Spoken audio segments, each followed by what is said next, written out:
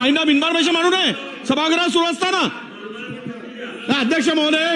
अध्यक्ष महोदय अत्यंत महत्वाचा विषय असा आहे, माननीय आरोग्य मंत्री इथे बसलेले आहेत। सुधीर भाऊ एकच मिनिट, गडचिरोली जिल्ह्यामधील मागच्या 2 वर्षांपासून 5 एम्ब्युलन्स पडून आहेत, दुरुस्त होत नाही। 18 एम्ब्युलन्स नादुरुस्त आहेत।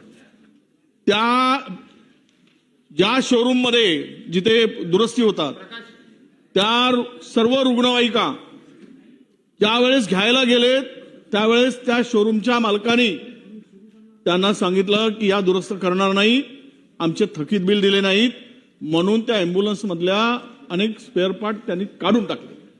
5 रुग्णवाहिका आज 18 रुग्णवाहिका बंद आहेत। अत्यंत गंभीर आहे। गडचिरोली सारखा अत्यंत संवेदनशील जिल्हा, आदिवासी बहुल जिल्हा आणि त्यामध्ये दुर्गम जिल्हा, त्यातली रुग्णवाहिकेची अशी अवस्था होत असेल अध्यक्ष महोदय, तर मंत्री महोदयांनी तातडीने लक्ष घेतलं पाहिजे आणि त्याच्या अधिकाऱ्यांना बोलवा। का 2.5 वर्षापासून रुग्णवाहिका पडून आहेत, का दुरुस्त होत नाही, कशामुळे झाले याची माहिती घ्या आणि आरोग्य व्यवस्था पूर्ववत कशी होईल यासाठी लक्ष घाला। हे महत्वाचा विषय होता म्हणून आपलं लक्ष वेधलं अध्यक्ष महोदय।